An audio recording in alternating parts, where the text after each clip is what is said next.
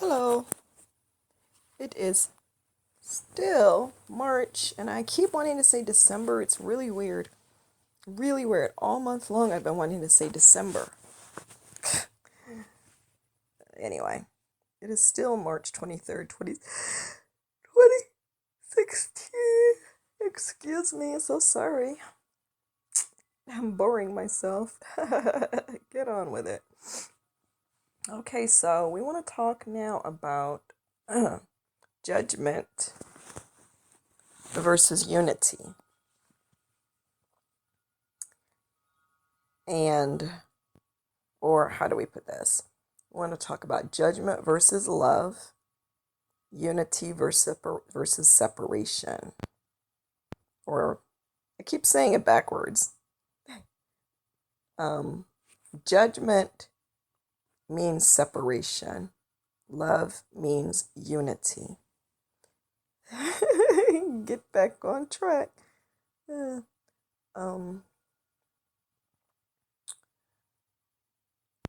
So we've been talking about judgment, and just like everything, it's multi-layered.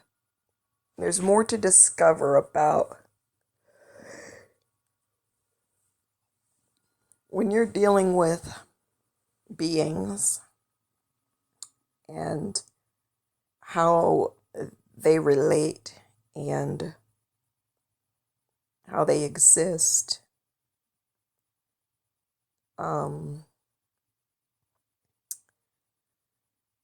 Judgment has a lot of different aspects to it, which is just like looking at it from different. So imagine that it's an actual object in the middle of a room. And so you can see it from over on that side of the room. You can move over to the other side of the room and see it. You can, stand over it. Maybe it's on the ground. You look down on it, and you can see it from that perspective. So that's what we mean by different ways of seeing it and how it. And the different ways that we see it is what gives perspective. Perspective is not actually a thing. Perspective is a how we experience it. And we create that.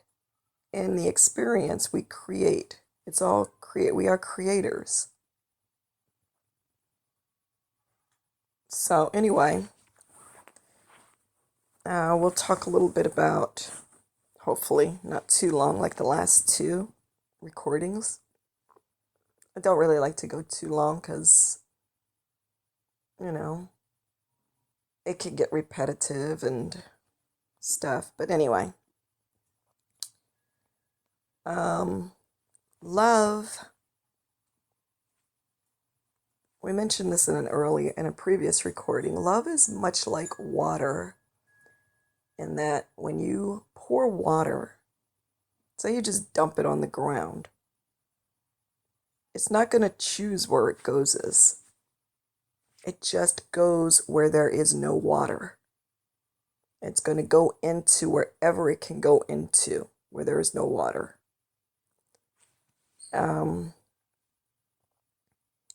And that's how love is. It's indiscriminate. And if you think about it, if you think of love and picture it as water, what is the mindset? If we could give it a mindset, an intention, the intention is sharing itself, moving into wherever there is, wherever it can be. And it's a healer, it's a comforter, it's life. And where there is no love, there is no life. Much like water, We need water to live on this planet. The trees, we ourselves, the other creatures, we need water. And we need love. And so that's about sharing, and it's about unity. Where judgment is not about sharing and about unity. And also it's about possibility. Because, again, what happens when you drink a glass of water? Does it just disappear and there's nothing else? No, of course not. There are things happening that we cannot see. Some of it we can perceive. If it's a cold glass of water, you can feel it going down into your esophagus or whatever. You can feel the coldness, but on a molecular level, we can't see what's happening, but it is vital. And so that's the same, with water, like with love. So, and when a tree or a flower or a blade of grass takes the water into its roots in combination with the sunlight, there's a process that happens and it's fed, right? We learned about that in 8th grade biology, right? About that process. And so when we are, now let's bring it back to a practical way, a practical, how we can use it when we're in different situations. So something happens. I can choose to be a creator, to create something out of what looks like barren, or what looks like, on the surface level, it may look like there's no possibility. If you've ever seen, when a landscaper comes in and then he just he weeds the whole area and does whatever, even before he starts the process, if you look sometime, you can see it looks like, ugh. There's no life, it's dry, it's not healthy. There's no well-being to that situation. But once a landscaper comes in and voila, the next season, you drive past that yard and what? There's shrubs and flowers and all kinds of stuff growing out of that. That's the possibility. That's the creation, right? And so we can be like landscapers, so to speak, which is kind of a nice example. Thank you for that. It's we're seeing a situation where there's possibility, and so we offer ourselves,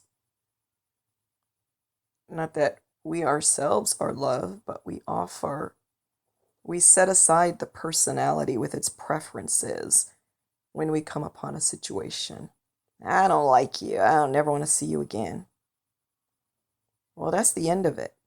That's looking at that fucked up, weeded up mess in front of somebody's house and saying, psh, that can never be anything else. Just leave it. But at the same time, what's going to happen every time you walk past, if you have that mindset, if you have that mentality, you're going to walk past every time. It's like, what an eyesore. But if you're a landscaper, you could help, but you choose not to. You say, whatever. It's so we come in a situation, we look at the possibilities, and we know that deep, deep, deep, deep, deep, just like that barren looking area, we know that within there's potential.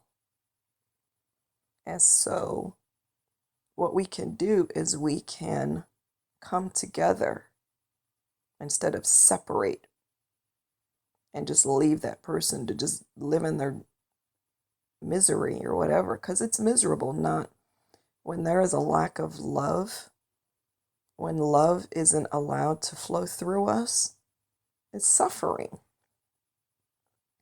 But we don't want to be like that. We want to look at the situation and feel. And that's actually not true. We don't want to look at the situation. We want to feel the situation. Looking at the situation is where judgment comes in. We don't need to look. It's not about us looking and deciding, and we feel. And when you feel this resistance or this separation between yourself and another person,